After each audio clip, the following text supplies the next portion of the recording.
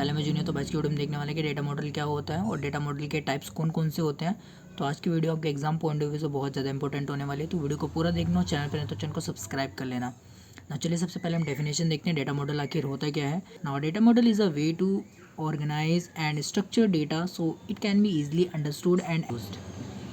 Data model क्या है, एक तरीका है आपके डेटा को सही तरीके से ऑर्गेनाइज करने का, स्ट्रक्चर करने का, जिससे आप अपने डेटा को आसानी से समझ सकें और उसे यूज़ कर सकें। ठीक है। It define how data is connected, stored and access in a system. और डेटा मॉडल हमें क्या डिफाइन करता है कि हमारा डेटा किस तरीके से कनेक्ट है डेटाबेस के साथ, और हमारा डेटा कहाँ पे स्टोर है, और हम अपने डेटा को किस तरीके से एक्सेस कर सकते हैं अपने डेटाबेस से। तो आप सिंपल भाषा में कह सकते हैं कि डेटा मॉडल क्या है, एक तरीका है अपने डेटा को सही तरीके से स्टोर करने का डेटाबेस के अंदर। और टाइप्स ऑफ डेटा मॉडल, तो डेटा मॉडल 3 टाइप्स के होते हैं। ठीक है। फर्स्ट है हायरार्किकल डेटा मॉडल, सेकंड है नेटवर्क डेटा मॉडल, थर्ड है रिलेशनल डेटा मॉडल। तो हम क्या करते हैं, इन तीनों को अच्छे से करके देखते हैं कि भाई हमें एग्जाम में बढ़िया नंबर चाहिए। फर्स्ट है hierarchical data model. The hierarchical data model organizes data in a tree-like structure where each piece of data, जिन्हें हम child बोलते हैं, has one parent, but a parent can have many children.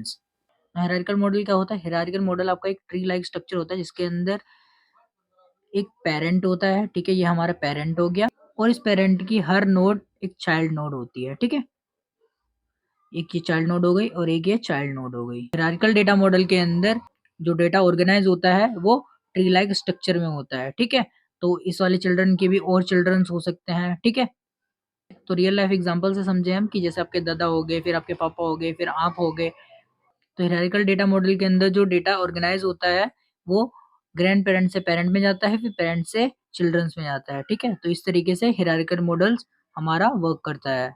Now हम इसके कुछ और important point देख लेते हैं। It give quick access to data because path is clearly defined.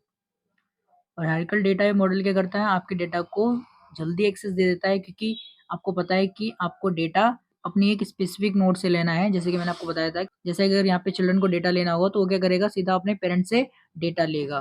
ठीक है, तो इनका पार्ट डिफाइन होता है कि उन्हें कहाँ से डेटा लेना होता है, तो इसीलिए वो अपना डेटा आराम से एक्सेस कर सकते हैं। Now it avoid storing the same data multiple times. Same type का डेटा अगर हम बार बार स्टोर करेंगे अपने डेटाबेस के अंदर तो वो स्टोर नहीं होगा। मतलब क्या होगा, आपका एरर आ जाएगा कि आपका ऑलरेडी इस नेम से डेटाबेस क्रिएटेड है, तो भाई हम सेम नाम के डेटा को स्टोर नहीं कर सकते हैं अपने हायरार्किकल डेटा मॉडल के अंदर। Now it work well even when there's a lot of information. Hierarchical model के अंदर आपका कितना भी चाहे डेटा हो वो आसानी से स्टोर करा जा सकता है और आप अपने डेटा को आराम से एक्सेस भी कर सकते हैं। नाउ नेक्स्ट हम देखते हैं network data model. Now the network data model is a way of organising data using a graph like structure. ठीक है, तो नेटवर्क डेटा मॉडल क्या करता है, आपका जो डेटा स्टोर करता है वो ग्राफ की फॉर्म में स्टोर करता है। ठीक है, it like a web data record and connected to each other through links. और नेटवर्क डेटा मॉडल के अंदर आपको जो डेटा का रिकॉर्ड होता है वो कनेक्ट होता है एक दूसरे के साथ लिंक के through. In network data model one item can be linked to many other items. और नेटवर्क डेटा मॉडल के अंदर हम एक आइटम को लिंक कर सकते हैं अपने दूसरे आइटम्स के साथ। ना fast to find data because data is directly connected you can reach it quickly. और नेटवर्क डेटा मॉडल के अंदर अपने डेटा को बहुत आसानी से और जल्दी फाइंड कर सकते हैं, क्योंकि आपका जो डेटा होता है वो डायरेक्टली कनेक्ट होता है लिंक के साथ। ठीक है, तो आप अपने डेटा को आसानी से और जल्दी एक्सेस कर सकते हैं।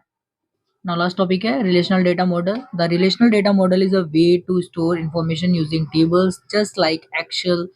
Each table has rows and columns.